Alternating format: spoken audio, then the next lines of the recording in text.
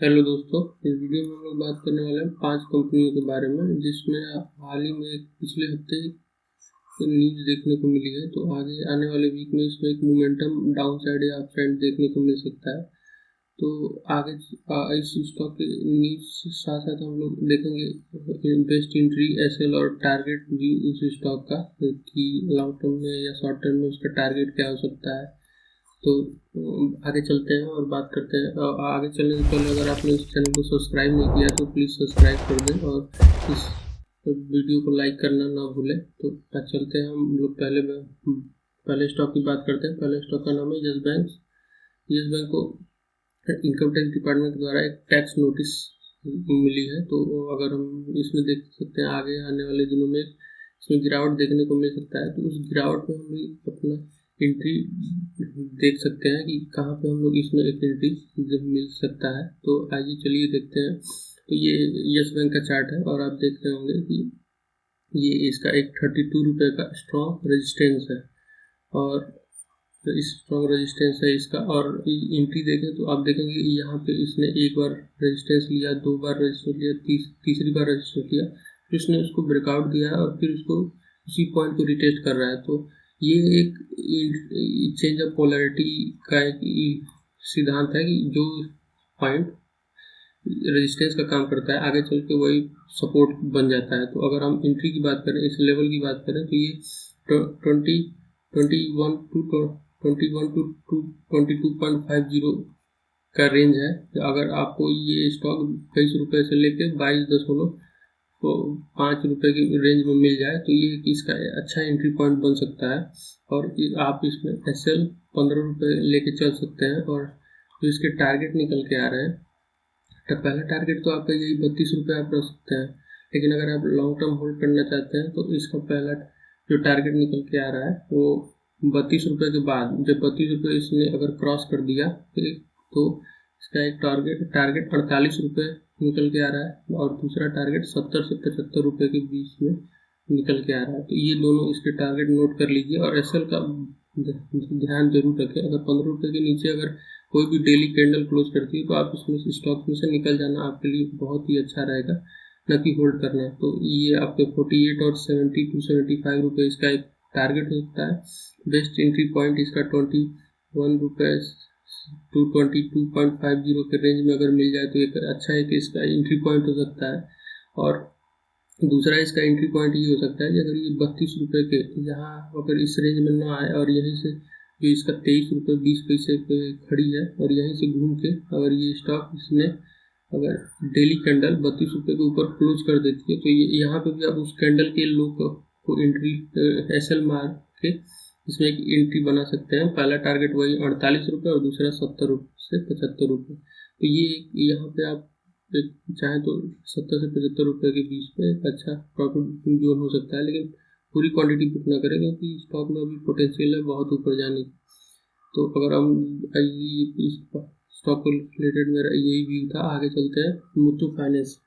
और आगे चलने से पहले हम बता दें ये वीडियो किसी भी प्रकार की बाइंग और सेलिंग की रिकमेंडेशन नहीं देता है। तो अपना इस वीडियो को देखने के बाद अपना एक रिसर्च जरूर करें इस स्टॉक से रिलेटेड। तो आगे चलते हैं और बात करते हैं अपने दूसरे स्टॉक मुथूट फाइनेंस की।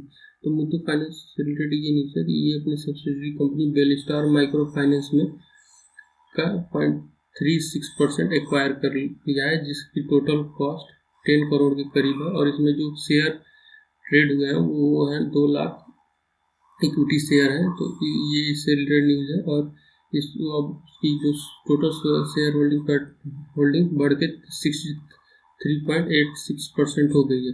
तो ये आप मार्केट एक्विजिशन होता क्या है? तो ये आप मार्केट ट्रांजेक्शन या acquisition settle mutually agreed term है दो पार्टियों के बीच में। अगर दो पार्टी म्यूचुअली एग्री करती है तो आप मार्केट एक्विजिशन या ट्रांजेक्शन कर सकती है। इसमें ना ही क्लियरिंग कॉरपोरेशन इन्वॉल्व होगा, ना ही एक स्टॉक एक्सचेंज इन्वॉल्व होगा। इसमें दोनों इनके इन्वॉल्वमेंट नहीं रहते हैं। आप म्यूचुअली अपना एग्रीमेंट कर सकते हैं। इसमें आप गिफ्ट ट्रांसफ़र कर सकते हैं, ट्रांसफ़र ऑफ शेयर कर सकते हैं, लीगेसी ट्रांसफ़र कर सकते हैं, फिर आप shifting of security between a client and sub broker, ये भी इसमें है। ट्रांजेक्शन इन अनलिस्टेड सिक्योरिटी, तो अनलिस्टेड सिक्योरिटी में भी ट्रांजेक्शन कर सकते हैं, जैसे बेलस्टार माइक्रोफाइनेंस लिस्टेड नहीं है और मुथूट फाइनेंस लिस्टेड है, तो इन दोनों आप देख सकते हैं। तो ये आप मार्केट ट्रांजेक्शन होता है। और आगे चलते हैं, अगर इस शेयर के एंट्री और एसएल की बात करें तो आप देख सकते हैं इसका पहले जो स्ट्रॉन्ग रेजिस्टेंस अगर देखें तो 1508 to 1510 इसका एक स्ट्रॉन्ग 1508 से 1510 रुपये एक स्ट्रॉन्ग इसका रेजिस्टेंस निकल के आ रहा है। तो या तो पहली एंट्री तो यही हो सकती है कि यहाँ पे इसने अगर एक टेली कैंडल 1510 रुपये के ऊपर क्लोज कर देती है तो आप उस टेली कैंडल के लो को एसएल मार के और इसमें एक पोजीशन बना सकते हैं। और आज का जो टारगेट निकल के आएगा वो 1600 रुपये, 1700 रुपये, और बात करेंगे लॉन्ग टर्म टारगेट की तो 2000 रुपये निकल के आएंगे। और अगर इसके एक और एंट्री पॉइंट की बात करें तो एक एंट्री इसका इस लेवल पे, अगर ये स्टॉक यहाँ से इसमें एक डाउनफॉल दिख जाए और यहाँ पे कहीं पे आपको मिल जाए ये ऐसे आके, और तो इसका जो दूसरा एंट्री पॉइंट होगा 1435, 1435 रुपये से लेकर 1440 रुपये के रेंज में अगर ये स्टॉक मिल जाता है तो ये इसका बेस्ट एंट्री पॉइंट हो सकता है। क्योंकि आप देख सकते हैं स्टॉक ने एक बार रेजिस्टेंस लिया, दूसरी बार रेजिस्टेंस लिया, फिर इसने इसको ब्रेक कर दिया है। तो अगर आप इससे स्टॉक अगर ब्रेक करने के बाद इस रेंज में आता है तो आप देख सकते हैं इसका एक बेस्ट एंट्री पॉइंट हो सकता है ये जो। तो इसीलिए मैं कह रहा हूँ कि अगर इसमें अगर शॉर्ट टर्म में अगर कोई गिरावट देखने को मिल जाती है, अगर ये गिर के ये 3435 और 40 रुपये के रेंज में मिल जाता है, इसी रेंज में जहाँ पे इसने रेजिस्टेंस लिया था कई बार, तो आप इसमें एंट्री बना सकते हैं। और इसके टारगेट यहाँ पे आपको एक अगर इसमें एसएल की बात करें तो एसएल आप मुथूट फाइनेंस में एसएल रख सकते हैं 1400 रुपये के नीचे अगर डेली कैंडल क्लोज करती है तो आप इसमें से निकल सकते हैं। बाकी इसमें 1435 और 40 के रेंज में मिल जाता है तो आप इसमें एंट्री बना के इसको 1600 रुपये के टारगेट, फिर 1700 रुपये के टारगेट और फिर 2000 रुपये के तक इसको होल्ड कर सकते हैं लॉन्ग टर्म के लिए। 2000 रुपये इसका लॉन्ग टर्म टारगेट निकल के आ रहा है। और तो फिर चलते हैं हम लोग अपने अगली कंपनी की बात करते हैं। तो अगली कंपनी का नाम है रिलायंस पावर, और ये रिलायंस पावर का चार्ट है। तो इसकी बात करें तो इसमें देखेंगे आप पिछले कुछ दिनों से इसमें एक मोमेंटम 2 वीक से मोमेंटम देखने को मिल रहा था। उससे पहले एक अच्छी गिरावट इसमें देखने को मिली थी। तो इसकी अगर हम लोग एंट्री की बात करें तो एंट्री हम कहाँ इसमें एंट्री बन सकती है। तो पहली तो एंट्री इसके ब्रेकआउट में बन सकती है। दूसरी एंट्री ये जो इसने इसको ब्रेकआउट दिया है, अगर इसको फिर से ये रिटेस्ट करता है तो एक एंट्री यहाँ पे बन सकती है। तो इसमें 2 एंट्री निकल के आ रही है। तो दोनों एंट्री की बात करेंगे। पहली एंट्री अगर हम लोग इसकी बात करें तो ये जो है एंट्री 24 to 25 रुपये का रेंज है। अभी ये स्टॉक 28 रुपये 25 पैसा चल रहा है। तो अगर ये स्टॉक अगर 24 रुपये से 25 रुपये के रेंज में मिल जाता है तो इसकी ये बेस्ट एंट्री होगी। और एसएल आप लगा सकते हैं 19 रुपये। और इसका जो टारगेट निकल के आ रहा है, टारगेट बहुत बड़े बड़े निकल के आ रहा है। तो पहला टारगेट जो होगा 38 रुपये होगा, दूसरा 48 रुपये और तीसरा 59 रुपये। तो ये स्टॉक आपके पैसे को डबल से 2.5 double two 2x to 3x करने की पोटेंशियल रख रहा है आने वाले कुछ महीनों में। तो आप उसको होल्ड कर सकते हैं। और दूसरी एंट्री पॉइंट जो हम लोग इसकी बात कर रहे हैं, तो अगर ये स्टॉक यहाँ से मूवमेंट करते करते अगर इसकी क्लोजिंग डेली या वीकली क्लोजिंग अगर इस 32 रुपये के ऊपर मिलती है, ग्रीन कैंडल अगर इसमें क्लोज करती है अच्छे वॉल्यूम के साथ, वॉल्यूम भी अच्छा होना चाहिए। तो एक अच्छे वॉल्यूम के साथ, कभी ब्रेकआउट एक अच्छे वॉल्यूम के साथ आता है तो उस पर रिलाई किया जा सकता है। बाकी पैसे लेस वॉल्यूम पे वो अधिकतर फेल ही हो जाता है। तो आप इस कैंडल पे लो का एसएल लेके इसमें एक एंट्री बना सकते हैं। वही टारगेट वही रहेंगे 38, 48 और 59 रुपये का। तो ये इसमें बन सकता है। और 59 रुपये इसका एक स्ट्रॉन्ग रेजिस्टेंस है, आप देख सकते हैं। क्योंकि इसमें ये रिलायंस पावर का ही चार्ट है और आप देखेंगे कि इसमें जो ये 59 रुपये का रेंज है, इसने एक बार इसमें सपोर्ट लिया, दूसरी बार सपोर्ट लिया, तीसरी बार सपोर्ट लिया, फिर चौथी बार सपोर्ट लेके इसको जब इसने ब्रेक किया तो यही पॉइंट इसका रेजिस्टेंस का काम करने लगा। तो अगर इस 59 रुपये के रेंज को रिलायंस पावर फिर से हिट करता है तो 100% चांस है कि उसमें सेलिंग देखने को मिल सकती है, थोड़ी मोड़ी, ज़्यादा नहीं। तो यहाँ पे एक आप छोटा मोटा प्रॉफिट बुक कर सकते हैं। आप हो सकता है आपके पास 100 लॉट पड़े हो तो इसमें आप 30 to 40 लॉट बुक कर सकते हैं। बाकी आप 50-60% होल्ड कर सकते हैं। बाकी अगर फिर से 59 का ब्रेकआउट देता है तो इसमें आप फिर से अपनी एंट्री को बढ़ा सकते हैं, पोजीशन बढ़ा सकते हैं। तो ये मेरा रिलायंस पावर रिलेटेड व्यू था, कोई बाइंग सेलिंग रिकमेंडेशन नहीं थी। तो इस बात का ध्यान रखें और अपना रिसर्च करके ही इस शेयर में, क्योंकि अभी इसके फंडामेंटल उतने अच्छे नहीं हैं। फंडामेंटल देखेंगे तो अभी धीरे धीरे इसमें इम्प्रूवमेंट आ रही है फंडामेंटल में, तो आप इसमें एंट्री बना सकते हैं। तो आगे बात करते हैं अपने अगले स्टॉक की। तो अगला स्टॉक है, उसका नाम है कर्नाटका बैंक। तो Karnataka bank approve allotment of equity share capital of 600 crore under QIP। तो what is QIP? QIP is a way for listed company to raise capital without having a submit legal paperwork to market. ये एक रास्ता है कि listed company चाहे तो capital raise कर सकती है अपने एक्सपेंशन के लिए, बिजनेस एक्सपेंशन के लिए, बहुत सारे इसमें, चाहे तो फाइनेंस के लिए तो बैंक फाइनेंस कर सकता है। तो ये सब इस कंपनी इसके लिए ये तरीका सेबी ने निकाला था कि आप इस QIP के थ्रू फंड रेज करके अपने बिजनेस एक्सपेंशन फाइनेंस को डील कर सकते हैं। और इसी कर्नाटका बैंक से रिलेटेड एक और न्यूज़ है कि इसने एक एग्रीमेंट साइन किया है ICICI लोम्बार्ड के साथ कि अपनी जनरल इंश्योरेंस प्रोडक्ट को डिस्ट्रीब्यूट करेगा बैंक कस्टमर पर। तो ये इसके दो न्यूज़ कर्नाटका बैंक से रिलेटेड आ रहे हैं। हम दोनों स्टॉक की बात करेंगे, ICICI लोम्बार्ड और कर्नाटका बैंक। तो आइए चलते हैं। तो अब देख रहे होंगे ये कर्नाटका बैंक का चार्ट है और अभी ये 225 रुपये पे चल रहा है, इसकी क्लोजिंग मिली है। और हम बात करें तो ये आप देख रहे होंगे ये 2007-8 करीब से ही इसमें कंसोलिडेशन स्टार्ट हुआ था, जो कि ख़त्म हुआ मार्च 2023 में। ये मार्च 2023 में इसमें एक ब्रेकआउट देखने को मिला, तब से ये स्टॉक ऊपर ही जाया जा रहा है। तो ये इसका मंथली चार्ट है, आप देख रहे होंगे कर्नाटका बैंक का। तो हम बात कर रहे हैं इसके क्योंकि अभी ये स्टॉक रैली में है, तो अगर या तो यहीं पे कंसोलिडेट हो रहा है, अगर ये स्टॉक यहीं से ब्रेकआउट दे दे तो ये 280 रुपीज़ के ऊपर इसमें कंसोलिडेट करके तो आप इसमें एंट्री बना सकते हैं। नहीं तो अगर इसका बेस्ट एंट्री पॉइंट की बात करें तो आप ये देख रहे हैं जो ये कंसोलिडेशन स्टार्ट हुआ है और जो ब्रेकआउट हुआ है तो इसमें भी रिटेस्टिंग बाकी है।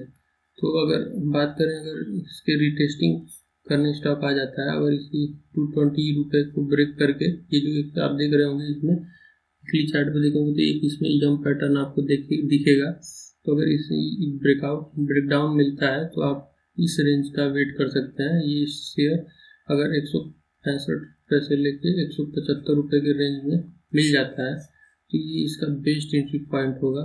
और क्योंकि ये मल्टी ईयर ब्रेकआउट है, लगभग 16-17 साल का ब्रेकआउट है, तो ये स्टॉक इस रेंज जो ये 180 रुपये 190 रुपये आप देख रहे होंगे, इसका 4 to 5x तो आप मान के चल सकते हैं। क्योंकि कोई भी स्टॉक जब भी लॉन्ग टर्म में 4 to 5x लॉन्ग टर्म है, ये नहीं कि शॉर्ट टर्म में। इसको आने में 2-2.5 साल लग सकते हैं। तो क्योंकि कर्नाटका बैंक के फाइनेंशियल बहुत अच्छे हैं, फंडामेंटल अच्छे हैं, तो आप इसको होल्ड कर सकते हैं फॉर लॉन्ग टर्म। तो 16-17 साल का ब्रेकआउट है तो आपके पैसे को 4 to 5x कर सकता है। आप रिलायंस का ले सकते हैं। रिलायंस में 8 ईयर का ब्रेकआउट था तो उसमें एक अच्छी रैली दिखाई थी और इन्वेस्टर के पैसे को 4 to 5x किया था। तो ये तो 17 साल का ब्रेकआउट है तो इसमें भी एक अच्छी रैली दिख सकती है। अगर इसके अगर कंपनी जिस हिसाब से बिजनेस कर रही है, ये बैंक उसी हिसाब से करती रहे तो इसमें एक अच्छे मूवमेंट देखने को मिल सकते हैं। तो हम लोग बात कर रहे थे इसकी एंट्री की, तो अगर ये 165 to 175 रुपये के रेंज में मिल जाए तो इसकी बेस्ट एंट्री पॉइंट होगी। नहीं तो ये यहीं पे कंसोलिडेट करके तो ये 280 या 300 का ब्रेकआउट दे दे तो भी डेली कैंडल क्लोज करे विथ हाई वॉल्यूम। नहीं तो फिर ये इस जो ये एक यम पैटर्न देखने को मिल रहा है, इसका ब्रेक डाउन करके अगर ये 165 टू 175 रुपये के रेंज में मिल जाता है स्टॉक, तो आप इसमें एक एंट्री बना सकते हैं। और अगर हम इसमें एसएल की बात करें तो एसएल आप 120 रुपये रख सकते हैं। डेली कैंडल क्लोज करती है अगर 120 रुपये के नीचे रेड कैंडल, तो आप इसमें से इस स्टॉक से निकल जाएंगे, क्योंकि तब इसका स्ट्रक्चर बहुत ही बेकार हो जाएगा। और हम लोग अगर आप देखेंगे यही इसी पॉइंट की हम लोग बात कर रहे हैं, ये जो ये लेवल है एसएल अभी यही 120 रुपये के नीचे अगर इसे ब्रेकआउट दे देता है, तो ये देखेंगे अभी ये स्विंग ब्रेक कर देगा, तो इसमें एक निगेटिव स्ट्रक्चर बन जाएगा, तो आप इससे निकल सकते हैं। और बात करें इसके टारगेट की, तो टारगेट बहुत बड़े हैं इसमें।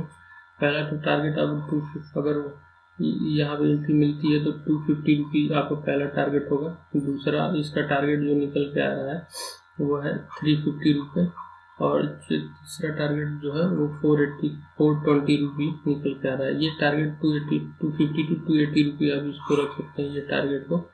और दूसरा टारगेट जो निकल के आ रहा है वो 350, और तीसरा टारगेट 420 रुपीज़, चौथा टारगेट 500 आप रख सकते हैं। तो ये आपका मेरा कर्नाटका बैंक को लेकर था। और आगे चलते हैं, हम बात करते हैं आईसीआईसीआई लोन से ही। इसमें 2021 से ही इसमें आपको कंसल्टेशन देखने को मिल रहा था। इस पॉइंट को पहले हिट किया, फिर इसमें सेलिंग देखने को मिली, फिर दूसरी बार जब हिट किया तो एक अच्छी सेलिंग देखने को मिली। तो ये जो 1670 ये जो रेंज था 1600 टू 1620 का जो ये रेंज था, एक अच्छा रेजिस्टेंस का काम किया। लेकिन आप देख रहे होंगे ये वीकली चार्ट है, और आप देखेंगे तो इस पे एक अच्छे वॉल्यूम और एक अच्छे ग्रीन कैंडल के साथ इसने एक ब्रेकआउट दिया, और उसी के ऊपर ये इसका वीकली चार्ट है आईसीआईसीआई लोम्बार्ड का। तो और उसी के ऊपर देख रहे होंगे 1 2 3 4 5 6 वीक से ये इसी के ऊपर ट्रेड कर रहा है और सस्टेन भी कर रहा है। तो अगर हम इसके एंट्री पॉइंट की बात करें, तो अगर ये स्टॉक इसकी जो पहला एंट्री पॉइंट होगा, अगर फिर से ये 1605 रुपये के रेंज में मिल जाता है, तो आप इसमें एंट्री बना सकते हैं। और एसएल क्या रखेंगे, तो एसएल आप 1500 का एसएल रख सकते हैं। और टारगेट की बात करें तो इसमें जो टारगेट है वो 2000 टू 2500 रुपये, ये दो इसमें टारगेट निकल के आ रहा है।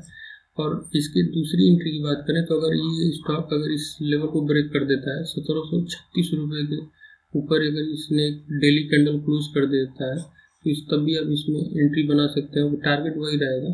और एसएल आप उसी जो कैंडल ब्रेक करेगा 1736 उसके लो को एसएल मार के, या तो आप 1500 रुपये एसएल लगते, लेकिन ये एसएल बहुत बड़ा हो जाएगा, तो आप 1736 जो ये रेंज है इसको अगर ब्रेक 1734 रुपये का ये जो रेंज है 3436 रुपये का, उसको ब्रेकआउट जो कैंडल करेगी उसके लो को एसएल बना के आप इसमें एंट्री बना सकते हैं। टारगेट जो वही आपका होगा 2500 रुपये, इसके दो टारगेट होंगे लॉन्ग टर्म के लिए। ये था मेरा आईसीआईसीआई लोम्बार्ड को लेकर व्यू। अगर आपको ये वीडियो अच्छा लगा तो इस वीडियो को लाइक करना ना भूलें। Thank you, bye bye.